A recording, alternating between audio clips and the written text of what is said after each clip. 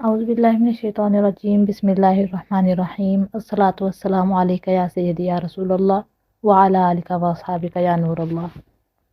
وہ چیزیں جو نماز میں جائز ہیں اور وہ چیزیں جو نماز میں جائز نہیں ہیں، ان کے متعلق احادیث کی روشنی میں کچھ بیان کروں گی کہ معلوم ہو جائے کہ نماز کے اندر کیا چیز جائز اور کیا چیز ناجائز ہے۔ سب سے پہلے میں ایک حدیث بیان کروں گی، پھر اس کے متعلق تھوڑی سی شرح بیان کروں گی کہ حضرت جابر بن عبداللہ بیان کرتے ہیں کہ میں نے حضور اکرم صلی اللہ علیہ وسلم سے کنکریوں کو چھونے کے متعلق پوچھا تو آپ نے فرمایا تو ایک مرتبہ کر اور تیرا اس سے بھی بچنا ان 100 اونٹنیوں سے بہتر ہے جو سب کی سب سیاہ آنکھوں والی ہوں۔ اس حدیث میں جو مسئلہ ذکر کیا جا رہا ہے وہ یہ ہے کہ نماز کے دوران اگر ہم نماز پڑھ رہے ہوں تو جائے نماز پر جہاں پر سجدہ کرنے کی جگہ ہے وہاں پر کچھ مٹی کے کنکر آ جائیں تو ان کو ہٹانا درست ہے یا نہیں۔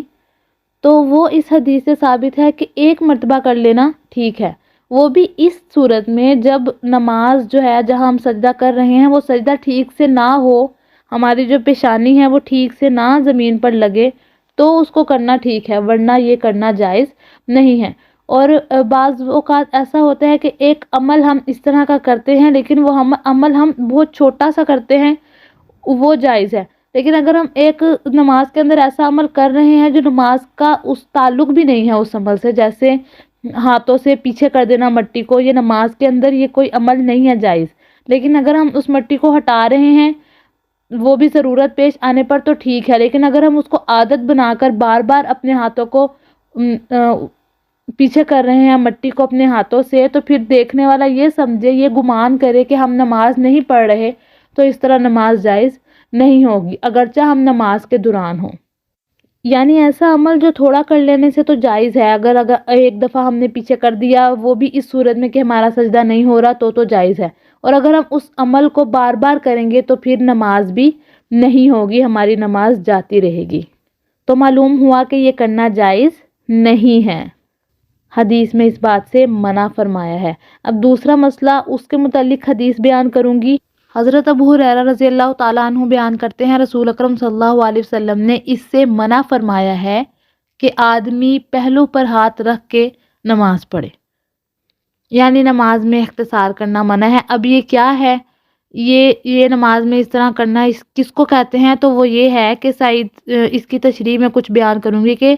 سعید بن زیاد بن سبیح سے روایت ہے کہ میں نے ایک مرتبہ ابن عمر کے پہلو میں نماز پڑھی تو میں نے اپنا ہاتھ کمر پر رکھ لیا، جب نماز ہو چکی تو فرمایا یہ تو نماز میں سلب ہے، یعنی حضور اکرم صلی اللہ علیہ وسلم نے اس سے منع فرمایا ہے، یعنی وہ آپ صلی اللہ علیہ وسلم اس سے منع فرمایا کرتے تھے۔ وہاں یہ بھی بتایا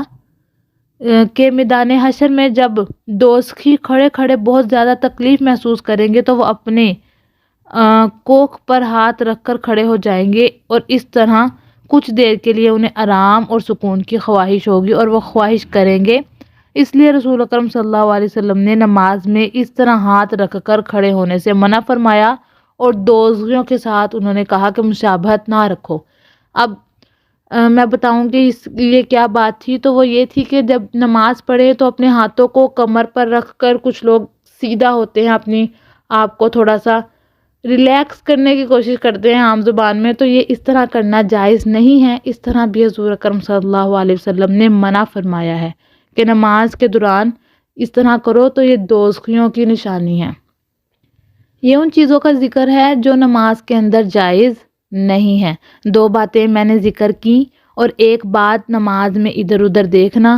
وہ بھی انشاءاللہ اگلی دفعہ میں ضرور ذکر کروں گی کہ ادھر ادھر دیکھنا کس طرح ہے۔ تب تک کے لیے میں